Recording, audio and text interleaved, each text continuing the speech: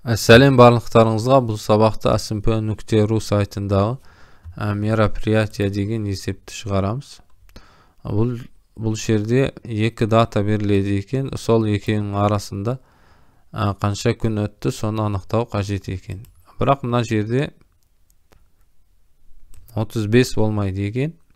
36 мына бастапқыдағы күнде қоса алады екен. Бірінен 30-на дейін 30 күн, бірінен 6-на дейін тағы да 6 күн, 36 күн болды. Мына жерде 365 болмайды, 366 болады екен, бір жыл. Ол кібісе жылы болмаса да, мына бір жыл өтеді толығымен, сосын мына күнді қосамыз, сонымен 366 күн болады екен. Мына жерде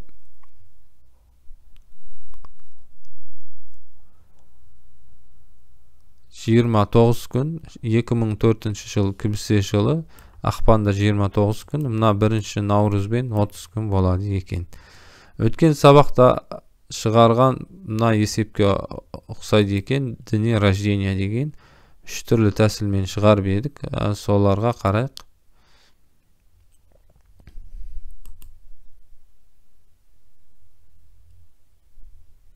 Осы шешімді алып тексеріп көрейік. Мына жерде тұр екен. Бірді қоса саламын болды. Бірді қосып тексеруге жіберіп көрейін. Мына тесттермен тексеріп көрейік бірінші.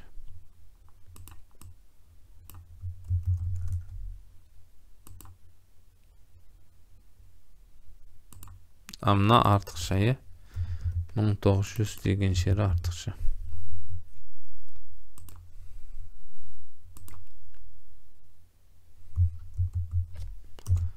36 күн, дұрыс сияқты. Тексеруге жібереміз.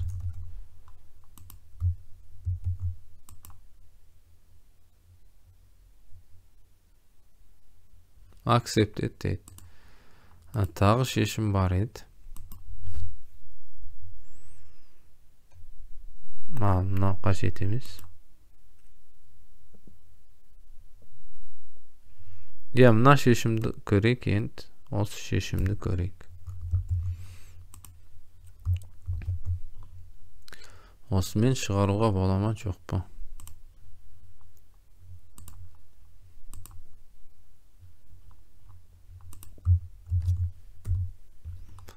Бұл жерде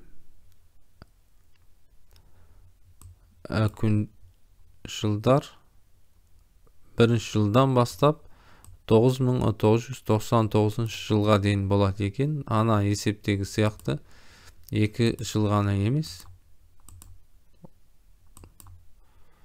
Ол жерде 93 пен 1993 пен 1994 2 жыл ғана еді. Ол жерде кібісе жылы жоқ еді. Ал мына жерде кібісе жылдарда болады. Онда есепке алуымыз керек, ескеруіміз қажет болады екен. Мына есепті шығарып көрейік енді. Бірден бастаймыз, бірақ немесе соңында бірді қосып жіберсек те болады екен. Осындай болғанша жалғасады. Енді кібісе жылы бола ма жоқ па, соны тексеріп алуымыз керек. Календар кітапханасынан дайын излип деген функцияны қолдануға да болады, немесе өзіміз жаза салайық. If егер y1 бөлінген 400 тең болса 0-ге бөлінсе, немесе 4-ке бөлініп 100-ге бөлінбесе, 4-ке бөлініп 4-ке бөлінеді, және 100-ге бөлінбеу қажет. 100-ге бөлінбеу қажет. Сондай болса, февраль айында, ақпан айында 29 күн болады. 29 күн болады.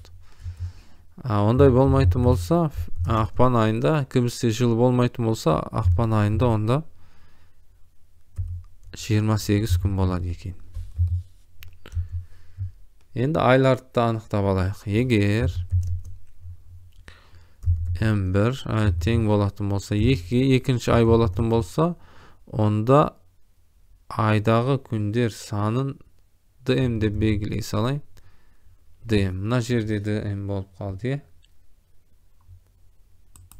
Мынан қажет емес бізге. Қай айда қанша күн бар, соны білу үшін ғана қажет болады екен. Оны комментарийға қоса салайын. dm тең болсын.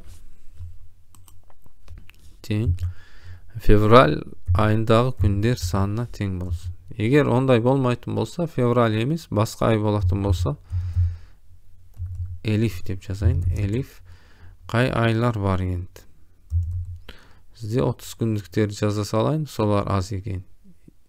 M1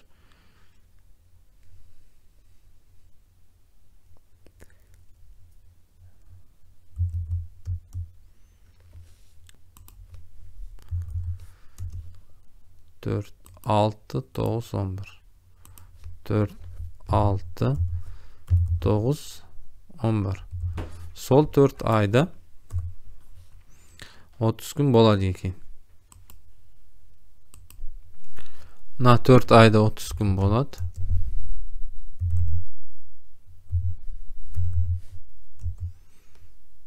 Қалған айларда 31 gün болады. Else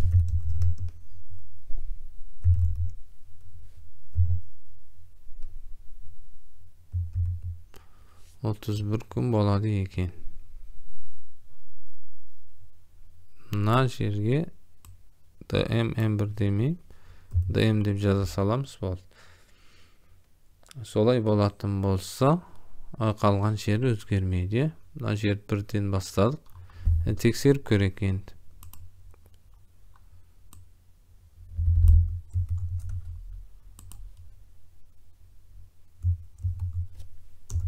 36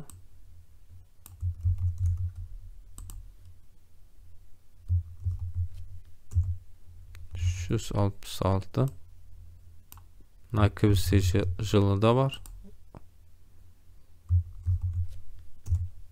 30 күн дейді. Дұрыс сияқты, тексеруге жібереміз.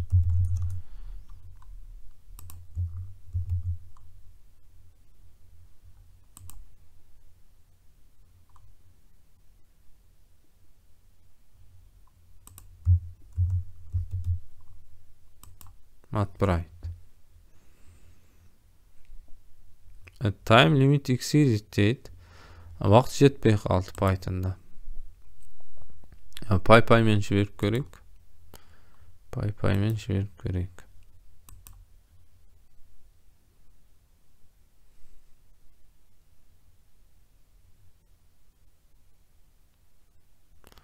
PyPy-мен өтіп кетті.